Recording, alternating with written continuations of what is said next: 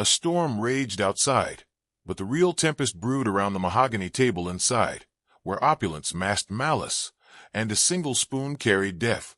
When Sir Reginald collapsed into his dessert, Hercule Poirot knew. One of the elegant guests had just turned murderer, and no one was leaving alive until the truth was uncovered. The London mansion of Sir Reginald Hargrove stood like a monument to opulence in the heart of Mayfair, its towering columns and gilded facade gleaming under the dusky sky. To Hercule Poirot, stepping from his cab onto the cobblestone drive, it was a vision of grandeur, marble and gold leaf, harmonizing with the faint scent of wealth that lingered in the air. The windows glowed with the promise of an evening both elegant and perhaps perilous. Poirot adjusted his impeccable black tie and ran a gloved finger along the edge of his pristine mustache. The invitation to this dinner party had arrived with little explanation, a curt note in Sir Reginald's bold hand. A matter of some delicacy requires your attention. Do come. Curiosity, that most persistent of Pooh's companions, had compelled him to accept the butler. A stiff figure in starched livery met him at the door with a bow. Welcome, your Poirot. Sir Reginald is expecting you. The guests are in the drawing-room. Poirot followed through a foyer adorned with treasures, Rembrandts and Mona jostling for space with a brooding Caravaggio. His eye lingered on a small, sorrowful portrait tucked among the masters, its subject gazing out with an air of quiet despair. Curious, Poirot thought, a note of discord in this symphony of splendor. Double doors swung open to reveal the drawing-room, where crystal chandeliers bathed a small assembly in golden light. At the heart of the gathering stood Sir Reginald Hargrove, a man whose very presence commanded attention. Tall and silver haired, with a suit tailored to perfection, he was in his late 50s, yet carried the vigor of youth, tempered by the steel of experience. His eyes, sharp as a hawk, surveyed the room with an appraiser's precision. Ah, Pooh! Sir Reginald's voice cut through the murmur of conversation as he strode forward. You honor us. I hope London's fog didn't dull your little gray cells. Poirot smiled, appreciating the jest.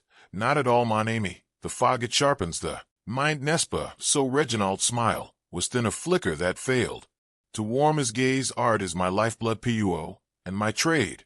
Come, let me introduce you. He gestured to a man nearby clutching a brandy glass with a grip that suggested more than casual enjoyment. Mr. Hercule Finch, a fellow collector, though not, I fear, my equal in the game. Finch, a wiry figure with a pinched face and hair retreating from his brow, offered a tight smile. Sir Reginald does enjoy his jests. We've crossed swords over many a canvas. Poirot inclined his head. Enchanté, Muir. Finch. He noted the brittleness in Finch's tone and the restless way he adjusted his cuff links. A rival, then, and one with a grudge. Before Finch could reply, a younger man approached, his cheeks flushed and his tie askew. You've always loved an audience, father, he said, his voice carrying a hint of bitterness. Sir Reginald's expression darkened. Charles, my boy, it's mere banter. Don't be so tiresome. Charles Hargrove, the estranged son. Poirot deduced, handsome in a rumpled way. His eyes darted with a restless energy. I'm not tiresome, he muttered. I only wish. Pardon me, came a clear, confident voice. A woman stepped forward. Miss Evelyn Blake, the journalist, with dark hair and green eyes that gleamed with curiosity. She tucked a pencil behind her ear as she spoke. Sir Reginald, I'd love your thoughts on that Caravaggio. Its history is rather debated, isn't it? Sir Reginald's smile tightened further. Miss Blake, ever the sleuth? Weck, save that for after dinner, shall we? Poirot watched her drift away, her question hanging like a shadow. What does she know of that painting? He mused. His gaze shifted to a woman by the fireplace. Lady Beatrix Sinclair, a vision of poise in a gown that whispered of Paris fashion. Her jewels caught the light, yet her hands betrayed a faint tremor. Lady Beatrix, Sir Reginald called, meet Miss Pooh, quite the figure in detective circles. She turned, her smile gracious but taut. I've heard you see through everyone. Muir. Pooh bowed. A pleasure, madam. And you, are you enjoying the evening? Oh, quite, she replied, though her glance towards Sir Reginald suggested otherwise. Lastly, Pooh's eyes found a solitary figure by the window. Mr. Victor Marlowe, the business associate, a man of shadow and rumor. His back was to the room until Poirot approached. Marlowe, Poirot said, offering a hand. Hercule, Pooh, at your service. Marlowe turned, his face a mask of indifference. Good evening, he replied, his tone clipped and his handshake brief before he resumed his vigil. At the glass, Poirot noted the contrast. Finch's restless hands against Marlowe's stillness, a study in opposites. Nestor, as the guests moved toward the dining room, Puot lingered his mind, cataloging the undercurrents, rivalry, resentment, unease. Sir Reginald's delicate matter remained elusive, but the air crackled with possibility. The servants guided the party forward with hushed efficiency, their steps muffled on the thick carpets. Finch's shoulders tensed, Miss Blake's eyes darted, and Lady Beatrice's tremor seemed to deepen. The dining room was a spectacle. A long mahogany table gleamed beneath the centerpiece of crimson. Orchids, their scent heavy in the air, crystal glasses caught the candlelight, and silverware, bearing the Hargrove family crest, lay polished to perfection.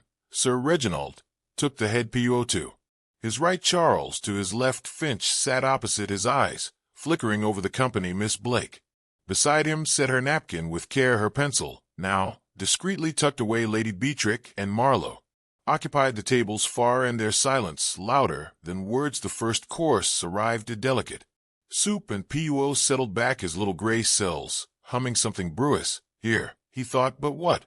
As the clock struck 9, its chime was swallowed by a sudden gust that set the candles trembling as if the night itself held its breath.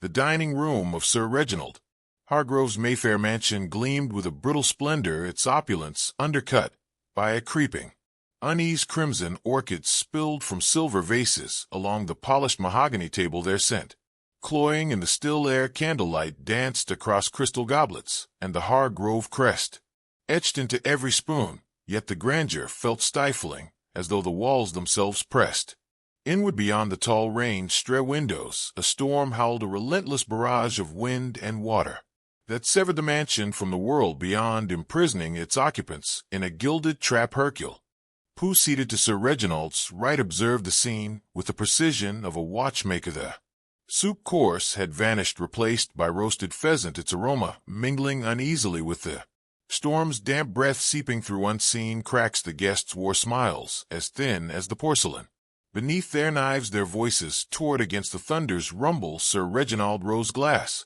aloft, his presence dominating the tables. Head a toast, he boomed, his tone rich with authority. To fine company, rare art, and the pleasures that wealth affords. Glasses met in a brittle chime. Pu's keen gaze darted among them. Hercule Finch's hand quivered as it grazed Miss Evelyn Blake's glass, a tremor he masked with a cough. Miss Blake's lips curved upward, her eyes cold as jade. Lady Beatrix Sinclair clutched her wine stem, her fingers tapping a staccato rhythm.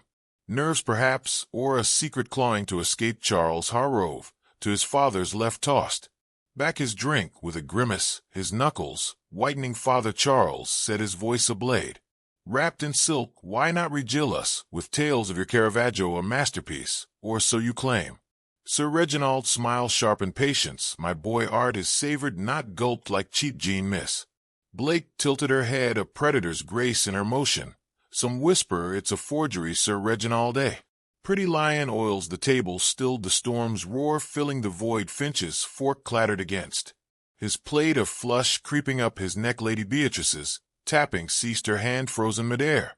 Victor Marlowe, who had been tracing raindrops on the window with his gaze, snapped his head toward the host, eyes narrowing. Sir Reginald's laugh rang hollow whispers. Miss Blake, the small change of smaller minds, my Caravaggio is beyond reproach, beyond reproach. Perhaps Puot mused, but not beyond envy or deceit. He noted the footman gliding past, a wiry youth pale as chalk, whose fingers lingered a heartbeat too long as he set a chocolate mousse before Sir Reginald, a slip or something more. Lady Beatrix, seeking refuge from a silence, turned to Puot. Miss, what drives a man to your profession to see guilt in every shadow? Pu's mustache twitched, not guilt, madam, but truth it hides in the twitch of a hand, the pause, and a breath, the little things others overlook. Marlowe leaned forward, his voice velvet over steel. And what little things catch your eye tonight, Miss Puot? Pu's eyes gleamed. The game is young, but the gray cells they hum with possibility. The meal pressed on each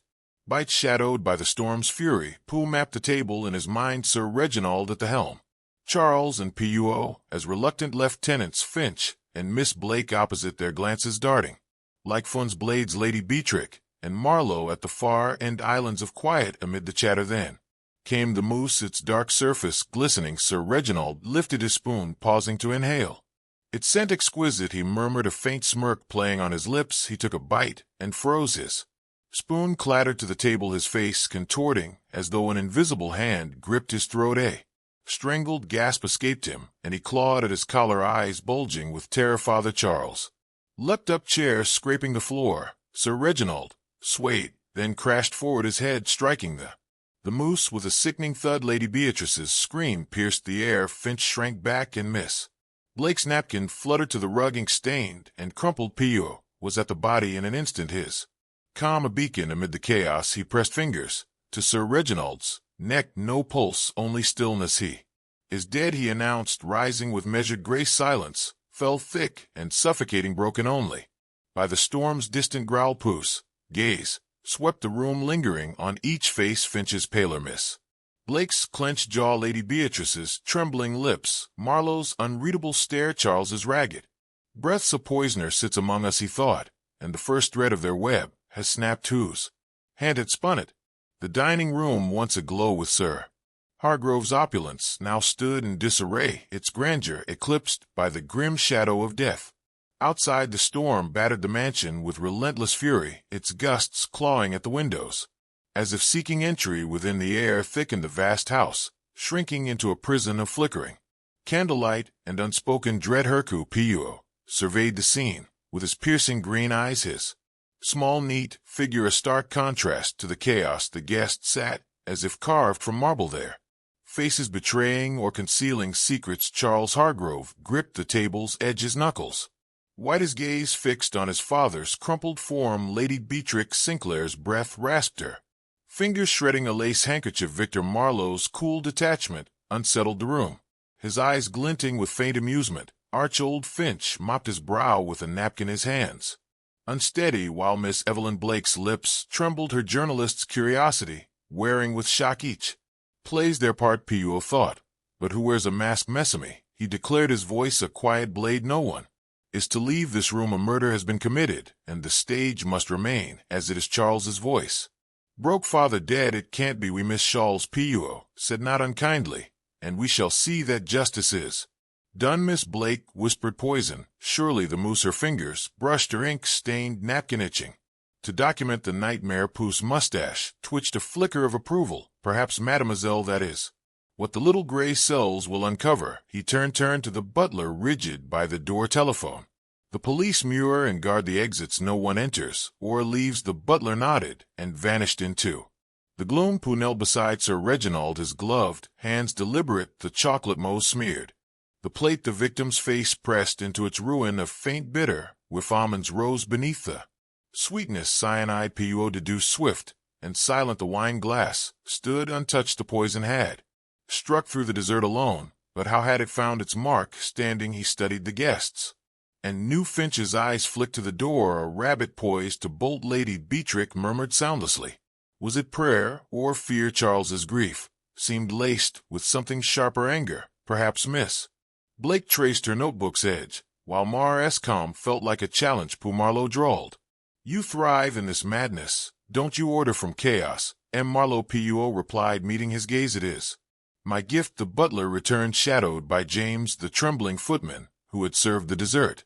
Your name, Janum? Pooh asked softly. James, sir, he stammered. And did you see anything odd with Sir Reginald's mousse? No, sir, but there was a smudge on the rim. I meant to clean it, but he waved me off. Mercy, James, Poirot said, dismissing him with a nod. Sirens wailed faintly through the storm, and soon Inspector Barnes stormed in, rain-soaked and grim. Pooh, he grunted, another mess. What's the story?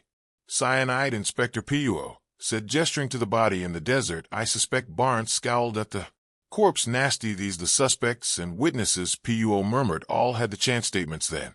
Barnes barked. Poirot, untangle this. I trust your nose for it. Poirot bowed slightly. The Little Grey Cells are at work. As Barnes took charge, Poirot drifted to the sideboard, where the untouched desserts gleamed. A silver spoon caught his eye, misaligned, its bowl faintly stained. Intriguing, he thought, pocketing it discreetly. A slip or a lure. He approached Miss Blake, who scribbled furtively. What do you see, madam? Mademoiselle, she flinched. Details, mure, it's my craft. And what details stand out? He pressed gently the smudge on Sir Reginald's plate, unique. And Mr. Finch, he watched James like a hawk during the Dessert watch you say. Puss's eyes gleamed with what air eager she breath too eager. A thread Puo mused. You have a sharp eye, mademoiselle, as Barnes questioned the guest. Puo stepped into the corridor, drawn by a rustle, a whisper of movement as shadow flitted. Around the corner, gone in an instant, his lips curved faintly. Someone flees, he thought. But from what or to what the storm rumbled, and Puo lingered, the puzzle tightening in his mind. The trap is set, he reflected, and the quarry will not escape.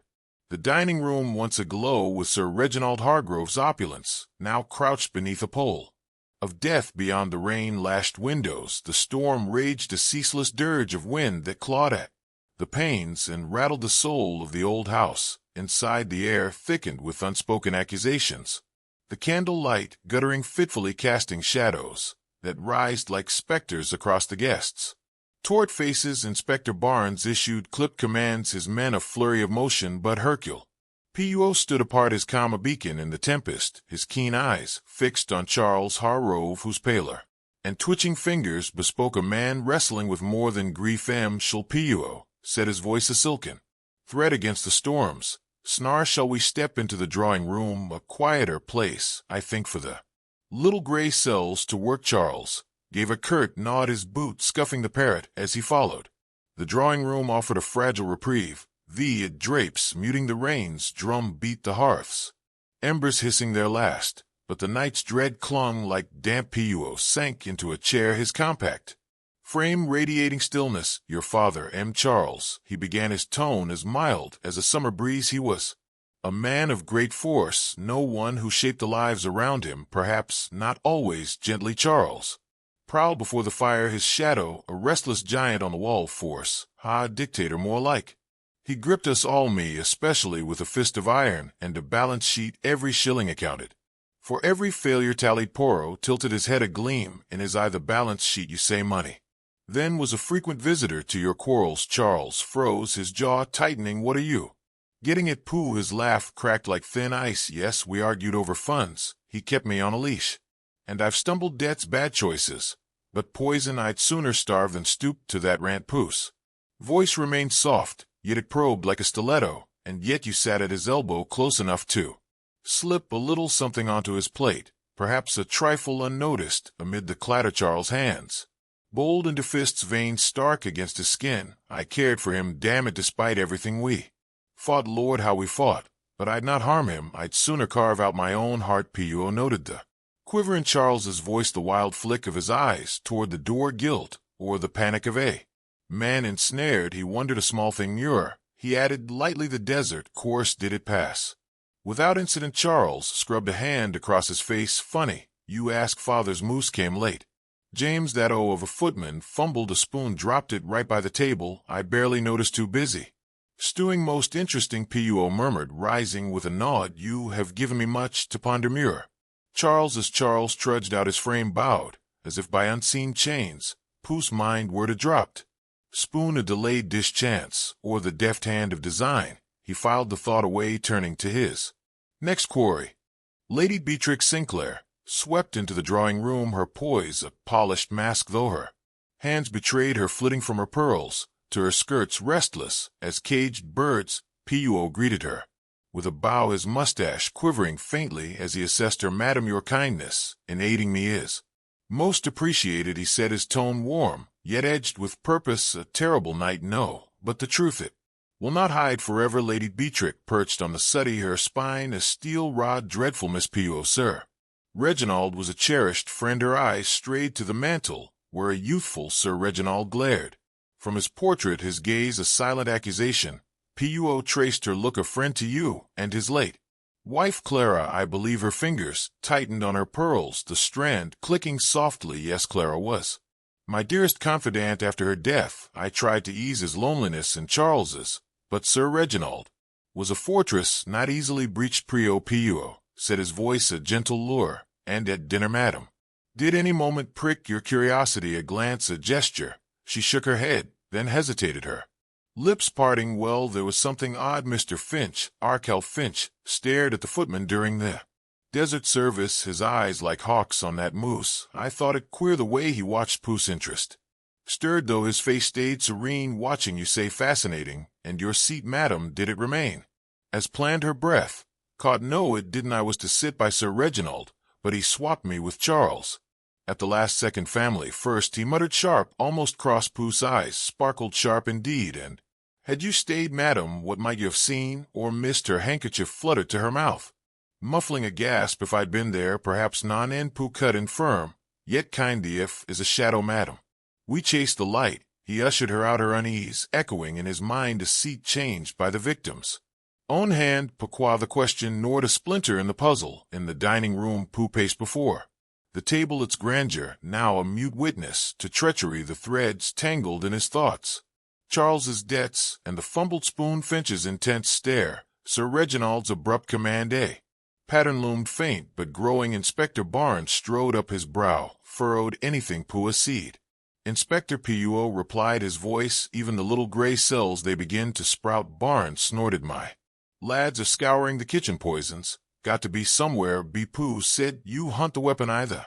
Well, as Barnes departed, Pooh's gaze returned to Sir Reginald's portrait, its eyes taunting. "You shifted the board, mon," he thought, "but did you foresee the check?" Made a soft creak pierced the stillness, the servant's door ajar, swaying as if nudged by an unseen hand. Poirot smiled faintly, a shadow stirs. He mused, but not beyond my reach. He stepped toward, then paused, his eye catching a glint beneath a crumpled napkin, a silver dessert spoon, its bowl smudged with a dark sticky trace. Pooh's brow arched, a clue, or a cunning feint. The game he knew was only beginning.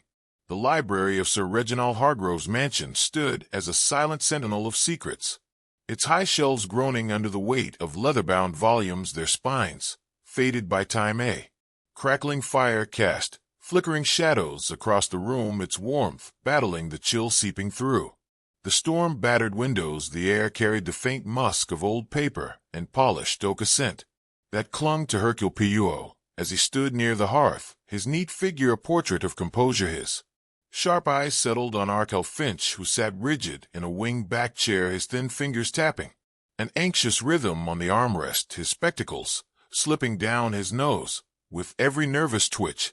Finch." Poirot began, his voice smooth and measured. "You and Sir Reginald were rivals, no, a rivalry that perhaps left a bitter taste." Finch's lips twisted into a grimace, his eyes darting like a hunted animal's. "Bitter, ha! He stole that Rembrandt from me, rubbed it in my face like a petty tyrant." He pushed his spectacles back with a trembling hand, a gesture he'd repeated thrice already. Pooh's mustache quivered faintly, a sign of his quiet amusement. "And yet you dined here, breaking bread with this tyrant. Curious, is it not?" Finch's finger stilled his spectacles, fogging with a sudden breath. "I had business to settle," he muttered, adjusting the frames again. "A trip to Paris looms nothing more." Paris, Pooh mused, his tone light but piercing, a city of beauty and secrets. "What calls you there?" Muir Finch's throat bobbed, a bead of sweat glistening on his brow. "A private matter, an acquisition. It's irrelevant to this tragedy." Vermont Poirot smile was polite, yet his eyes gleamed like steel. "At dinner you watched the footman with great interest." Why? Finch flinched, his hand jerking to his spectacles. "Watch? Nonsense. I was admiring the mousse. Superb presentation." "Superb," Pooh echoed, his voice laced with irony and fatal. He stepped closer, his gaze unrelenting. "Did you see anything unusual on Sir Reginald's plate?" "A smudged chocolate, perhaps." Finch stammered, his spectacle slipping once more. "Nothing of note, mercy," Poirot said, dismissing him with a nod as Finch rose and shuffled out. Pooh's eyes caught a dark stain on the man's cuff where it had grazed the chair, a smear like paint, or perhaps something more sinister. The little gray cells, they stir, he thought.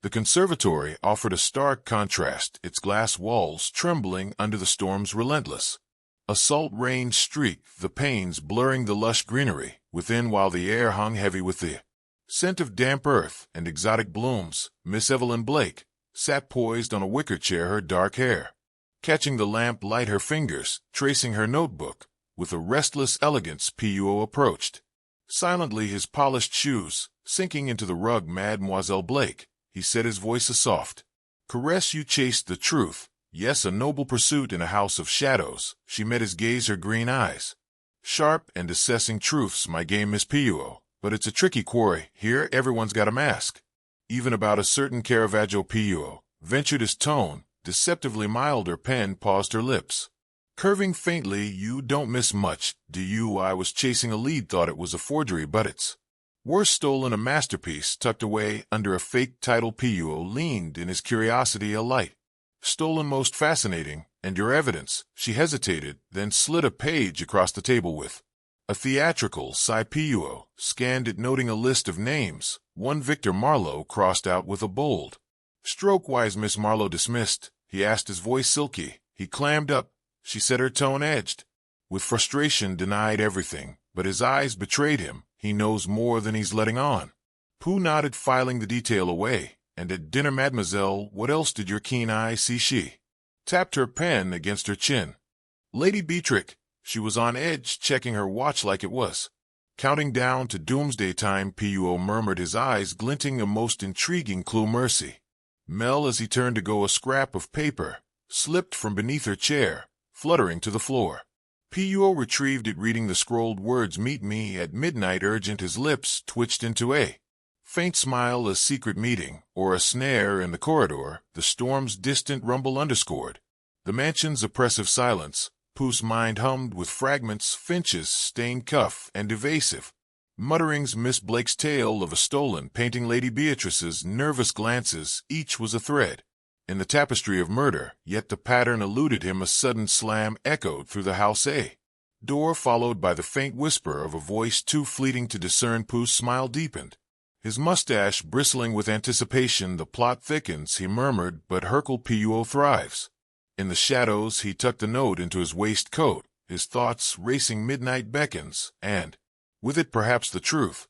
The study of Sir Reginald Hargrove's mansion was a mellum of faded opulence, its walls clad in leather-bound ledgers that loomed like mute witnesses to forgotten sins. A lone lamp sputtered a feeble glow, its light devoured by the cavernous shadows, while the air carried the bitter tang of old cigars. A ghost of Sir Reginald's iron will beyond the window. Rain lashed the panes, and the mist-waft garden seemed to shiver in the gloom. Hercule Poirot stood by the hate, his small immaculate hands clasped behind his back, his keen eyes locked on Victor Marlowe. As he entered, Marlowe moved with a feline elegance, his dark gaze impenetrable, though his fingers betrayed him, tapping a slow, restless rhythm on his thigh, a metronome of hidden nerves. Marlowe. Poirot began, his voice soft as a whisper, yet sharp as a pin. You and Sir Reginald, you shared the fruits of commerce, but not, I suspect, the confidences of friends. Marlowe's lips curled faintly, amusement or disdain. It was hard to tell. Friendship is a costly indulgence, Miss Pooh. Reginald and I dealt in figures, not sentiments. Poirot tilted his head, his mustache quivering with quiet amusement. And these figures, did they prosper, or had they perhaps begun to wither? Marlowe's eyes flickered, just for an instant, toward the desk, where an open ledger sprawled, its columns marching in orderly rows. We had our quarrels. Reginald was a tyrant in business, but murder. He spread his hands, the gesture too smooth to trust. Hardly my style. No. Pooh's tone was light, almost teasing, his gaze unyielding. Yet you broke bread with him that night among his chosen few. One does not dine with a foe without reason. Marlowe's fingers stilled, his jaw tightening. A negotiation, a trifle, now dost nothing more of meant. Pooh pressed, his voice a velvet snare. And at dinner, did nothing catch your eye? A word, a shadow. Marlowe stared past him, his voice low. Reginald was on edge, kept glancing at his watch as if time were a noose. And that footman, nervous, Claude dropped a spoon by his chair. Reginald snarled at him like a beast. Pooh's eyes gleamed, though his face remained placid. A watch, a spoon, such trifles, yet they paint the scene. Mercy. Marlowe, you have lit a small candle. In the dark, Morrow rose, his departure silent as a wraith, leaving Poirot alone with the ledger. One line snagged as I. Marlowe, £10,000, pending a debt, a bribe. Pooh's lips curved faintly. The Little Grey Cells, they begin to hum. The servants' quarters, crouched below stairs, a warren of tight corridors and bare boards, the air thick with the sharp bite of cleaning polish and the distant echo of unseen steps. James the footman stood in the pantry, his hands twisting a rag, his face pale as chalk, his gaze darting anywhere but Poirot. Miss James. Poirot said, his tone gentle yet insistent, you bore the fatal dish. We a weighty task for one so green. James nodded, his voice a shaky thread. I will see it every night for the rest of my life, sir. Him clutching his throat, falling like a curse. Poirot stepped closer. His presence acquired command. Tell me all, every crumb you recall the smallest. Moat may unlock the truth. James gulped his hands. Faltering, I carried the mousse from the kitchen. Nothing odd there, but Sir Reginald's plate. When I set it down, there was a smudge of thumbprint in the chocolate dark, and what I moved to clean it, but he snapped at me to leave it. Snapped, did he?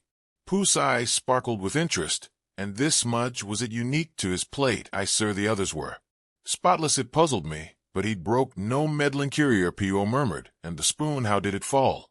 James's cheeks blazed. A stammer breaking through. My fault, sir, it slipped. Serving Mr. Finch clanged by Sir Reginald's chair. I grabbed it quick, but he glared like I'd stabbed him. Mercy, James, Poirot said, dismissing him with a nod, his mind alight. A smudge, a spoon, threads in the tapestry back in the dining room. Dawn crept through the windows, its frail light gilding the table where death had struck. Pooh paced his polished shoes, clicking on the parquet, his thoughts weaving the fragments. Marlowe's dead. Sir Reginald's watched the smudged plate. The puzzle danced just out of reach, teasingly near. A soft creak pierced the silence. The conservatory door, easing open. Poirot pivoted, glimpsing a shadow dart across the glass. Swift as a phantom, his lips twitched upward. The prey stirs, he whispered, and the net draws tight. His gaze fell to the table, where a dessert spoon lay half veiled by a napkin, its bowl marred by a faint dark smear. Pooh's brow arched, his mind racing. One spoon too many, and the plot thickens as he slipped the spoon into his pocket. A hushed murmur drifted from the hall. Urgent, fleeting, a voice swallowed by the walls. Pooh's smile widened, his mustache bristling with delight. The truth, he mused, it whispers before it roars. The drawing room of Sarah Hargrove's mansion lay steeped in the one light of dawn, its crimson velvet drapes drawn tight as though guarding secrets from the prying day. A grandfather clock stood sentinel in the corner, its steady tick-tock slicing through the stillness, while a faint haze of cigar smoke clung to the air, a spectral remnant of Sir Reginald's domineering presence. The fire in the Hate guttered low, casting long restless shadows across the faces of the assembled suspects. Charles Hargrove, his jaw rigid, eyes flickering with a storm of grief and defiance. Lady Beatrix Sinclair, her gloved fingers strangling her pearls. Hercule Finch perpetually adjusting his slipping spectacles with trembling hands. Miss Evelyn Blake, her journalist's composure cracking at the seams. Victor Marlowe, his dark eyes impenetrable, and James the footman, wringing a rag as though it might absolve his paler. Hercule Poirot stood before the Hate, his diminutive frame a picture of poise, his mustache waxed to perfection, his green eyes glinting with the quiet triumph of revelation. He clasped his hands behind his back and surveyed the room with the air of a maestro about to conduct his final symphony. Mimi, he began, his voice soft yet piercing. We stand at the denim of a most tragic affair. Sir Reginald Hargrove did not merely die, he was dispatched with a cunning that bespeaks envy, greed, and the shadowed depths of the soul. The clocks ticking swelled a relentless pulse. Charles's fists balled at his sides. Lady Beatrice's pearls clicked faintly, and Finch's spectacles teetered precariously on his nose. Pooh's gaze swept the assembly, pausing on each face, as if peeling back their masks. Let us set the scene. The dining table, where Sir Reginald, in a moment of caprice, insisted Charles take the seat beside him, displacing Lady Beatrix a trifle. You think? Charles's voice was toward a wire about to snap. He said, family first. It struck me as odd. He was never one for sentiment. Preciso, Poirot replied, a faint smile curling his lips, a small gesture, yet it preserved Lady Beatrix from a fatal taste for the poison. Cyanide, swift and silent, was not in the mousse, but upon the spoon. A collective intake of breath rippled through the room. Finch's spectacles clattered to the carpet, and James's rag twisted into a tight knot. Pooh produced a dessert spoon, its silver bowl marred by a faint sinister stain. This spoon, coated with death, was placed at S. Reginald, setting by the murderer, ensuring he alone would partake of its venom. Inspector Barnes, looming by the door, furrowed his brow. But how was it tainted, and who could have swapped it unnoticed? Pooh's eyes danced with delight. Ah, Inspector, that is where the little gray cells perform their magic. Observe the clues, the smudge on Sir Reginald's plate, the fallen spoon, and the movements of those present. He turned to James, whose face blanched too. The hue of chalk. Miss James, you remarked upon a smudge of thumbprint in the chocolate. You thought it was no chocolate, but the mark of a glove steeped in poison. James sputtered. I didn't, Nan. You did not, Poirot said with a gentle nod. You were but an instrument, the killer for Sir Reginald's temper. He would not permit you to wipe the plate. The smudge was a feint, a clever misdirection, lady. Beatrice's voice quivered, her pearls trembling in her grasp. But who could devise such a heartless scheme? Pooh's gaze settled on Finch, who recoiled, as if stung. Finch, you observed the footman with the intensity of a predator. Were you anticipating something? Finch scrambled for his spectacles, his tone shrill. I merely crave the mousse. It looked divine. Divine indeed, Pooh said, his voice dripping with irony. Your feud with Sir Reginald over that Rembrandt was bitter. No. Finch's cheeks flamed. Yes, but I'd never know. Pooh cut in sharply. Your hands bear the stains of paint. Not poison. You are no killer, merely a man caught in the wrong moment. Finch slumped his spectacles, fogging with relief. Poirot turned to Miss Blake, her pen hovering, but still. Mademoiselle, your pursuit of the Car-Arago scandal, a stolen treasure, was bold, yet your ink stains tell of a story, not a murder. She inclined her head, tension easing from her frame, though her eyes remained keen. Lady Beatrix, Poirot continued, his tone softening, your nerves, your glances at the clock. You awaited news. Perhaps her voice faltered. My solicitor about Clara's estate. I feared Sir Reginald's wrath. A fear unfounded, Poirot said kindly. Your soul is not that of a poisoner. He paused, his eyes locking onto Victor Marlowe, who returned the stare with glacial calm.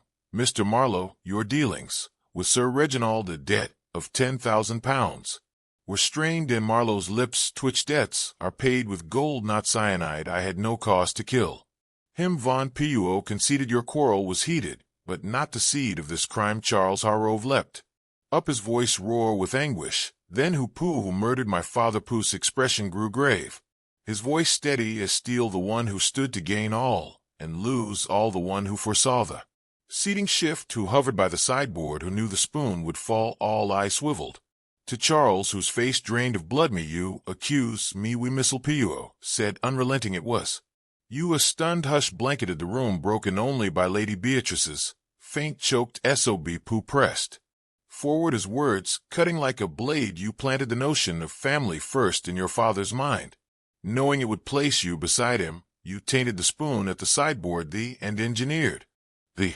footman's mishap to replace it with the lethal one. James's eyes widened in horror. The spoon, I dropped it because someone bumped me. I thought it an accident. No, Poirot said, his gaze fixed on Charles. It was intent. You jostled James, then under pretense of aid slipped the poisoned spoon into place. Charles's face twisted, fury and terror clashing in his eyes. This is madness. You've no evidence, au Count, Poirot replied, drawing a small vial from his waistcoat. In your haste you left this in the conservatory. A vial of cyanide, its cap ajar. Charles lunged, but Inspector Barnes's men seized him, wrestling his arms behind his back, while Lady Beatrix whispered, tears glistening on her cheeks.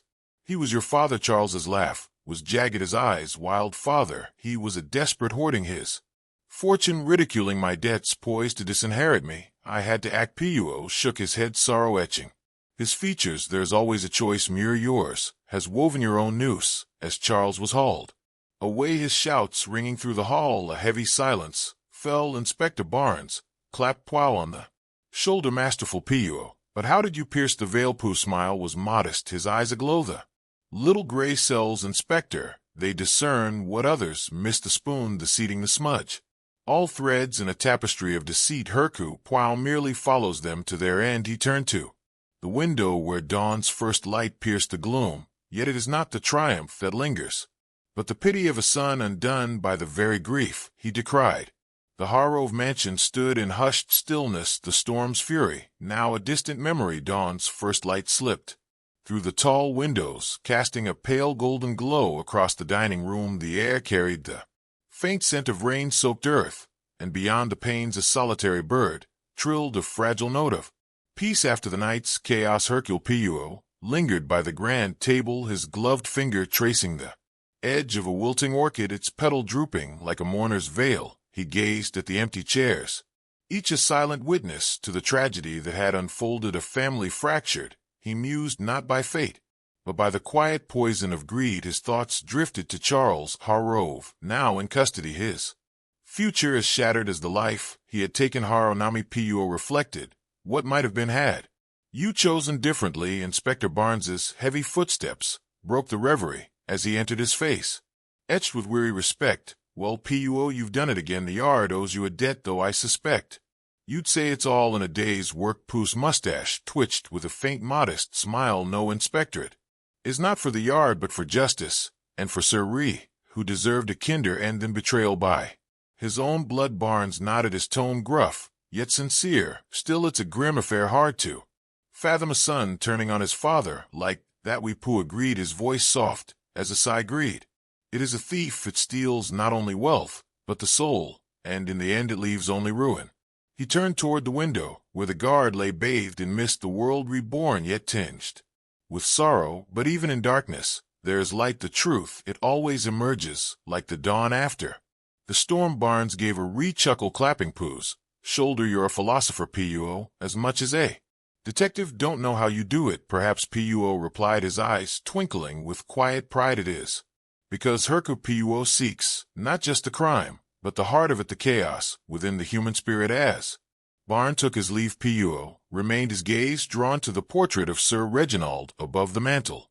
The stern eyes seemed softer now, as if at peace. Admonami, Puo thought, your story is told and justice is served. With a final respectful nod, he turned and left the room, his polished shoes clicking soft SL on the parrot, fading into the stillness of the new day. As the storm subsides over Hargrove Hall, the masks fall, and the truth emerges from the shadows. The dinner party murder leaves us with a chilling lesson. Deceit can tarnish even the finest silver. If this tale has lingered in your thoughts,